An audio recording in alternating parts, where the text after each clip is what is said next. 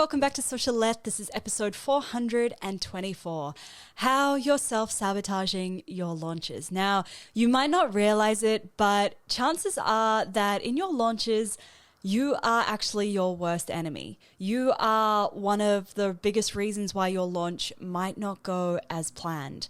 Now, it's a difficult truth to hear, unfortunately, but I see it way too often where, and I've done this myself as well, by the way, but I see it really often where somebody is launching and whether they realize it or not, they're doing these certain behaviors that are sabotaging their launches. And every single one of the things that I'm talking about in today's episode are behaviors that I have done myself. So this is not me necessarily calling you out. This is also me calling myself out. So the first way that you are self-sabotaging your launch is by planning because it feels safer than taking action. Now, there's planning and then there's planning. There's doing enough planning that you know you've covered off on the right content for your launch, the launch event that you're going to have, like whether that's a webinar or a challenge or whatever your launch event's going to be. You know the timeline, the dates, the tasks that need to be done. That's planning. Then there's the planning where you sit there looking at your screen blankly, procrastinating, because that feels a lot more safe than taking action when you don't know what that action is. But here's the thing, right? Taking wrong action is better than taking no action. I would rather you started taking action and realized you were doing the wrong thing than sat there staring at your screen, because both ways you're wasting time. But if you're staring at your screen, you're not learning anything. Whereas if you're out there taking action, yeah, that might have been a waste of time because you did the wrong thing, but at least now you know it was the wrong thing and you're a little bit closer to doing the right thing. The second way that you're sabotaging your launches is procrastinating because it feels comfortable, or because you are afraid of what actually success might look like. Now, this tends to look like leaving things to the last minute or not doing them to the best of your ability. I know it sounds a little bit weird that you might be afraid of success, but I will be talking about this in the next episode on why you're self-sabotaging your launches. But just believe me on this one, we sabotage because we're afraid of success just as much as we sabotage because we're afraid of failure. I personally have done that a lot. Now, when I say leaving things to the last minute and not doing them to your best ability, you see this a lot with things like writing sales pages, writing card open emails, prepping your webinar, anything where there's a lot at stake. If you're anything like me, you'll sit on it and be like, oh, I'm not in the right mood to do it right now, or it doesn't feel like the right time, or I'm just waiting to know more. It doesn't feel perfect yet. And you'll procrastinate it until the 11th hour when suddenly you have no choice but to get it done and put it out there. And then it ends up being not to the best of your ability because you rushed it. And guess what? Because you rushed it and it's not to the best of your ability, it's not going to get the results that you want. And you've subconsciously self-sabotaged your launch. Number 3 is waiting until it's 100% perfect to launch it. Now, you and I both know it's never going to be perfect. Waiting for it to be perfect before you launch it is like waiting for your grass to stop growing before you mow it, right? Your lawn is never going to stop growing.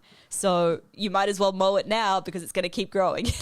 I feel the same way with my puppy's haircuts, right? Every time I look at him, I think, oh, you need a haircut. But let me just wait for it to get a little bit longer before I take you to get a haircut because it's going to grow back so quickly anyway.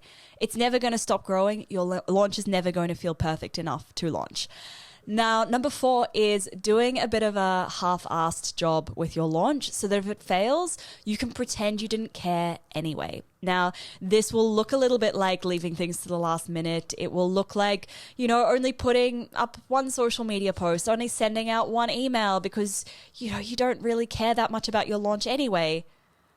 But if you don't care about your launch that much, or if you pretend not to care about your launch that much and you didn't give it 100%, when it does fail, we don't know if it failed because nobody wants it or because the messaging isn't aligned or because there's something wrong with your launch, or whether it failed because you didn't give your launch 100%. Number 5 is kind of similar, and that is playing small with your launch. So telling people that you're just going to do a soft launch. I see this a lot. especially with people who've been around in the business space for quite a while. They have a reasonable sized audience. They're good at what they do in a service. And they think, well, let me just put a product out there. It's just going to be a soft launch. I'm just going to test it and see what happens. The problem with a soft launch is you also end up doing a bit of a half-assed job. And then when it fails, or if it fails, we don't know if it failed because you didn't try hard enough or if it's something that's actually wrong with the launch. So we can't go in and fix it and improve it. Mistake number 6 is giving up early. So saying, nobody bought on day 1, so I'm just going to pull the plug now. Most people will sit and procrastinate until the very last minute, and they'll only buy on the last day. If I look at all of my past launches, the majority of sales have come in that last 24 hours, not in the first 24 hours. People aren't sitting there waiting for you. Yes, some people might be sitting there waiting for you to launch your product so they can buy it. They might be super excited. But for most people, spending money is painful. So they're going to delay spending money for as long as they possibly can. And that's why they'll buy in that last 24 hours or so. So if you give up early, you're missing the opportunity to reach a whole lot of potential students and customers. The last one, number 7, is taking action from a place of fear. So believing that your launch is going to fail and taking action from that place instead of from a place of possibility. So if you think nobody's going to buy anyway, so why would I bother putting all of my effort into creating social media posts? Why would I bother showing up on social media? And because you're coming at it with that energy, your launch is going to fail. You're going to unconsciously create that thing that you're afraid of. All right, so there you have it, 7 ways that you are self-sabotaging your launches. There are a few other ways other than these, but these are the main ones, the most common ones that I tend to see. Now, if you are interested in why you're self-sabotaging, make sure you hit subscribe so that you don't miss the next episode, because I'll be diving deep into why we do these things. And if you know anyone else who would benefit from this podcast, I would love it if you could please tell them about Socialette. Thank you so much for listening. Catch you next time.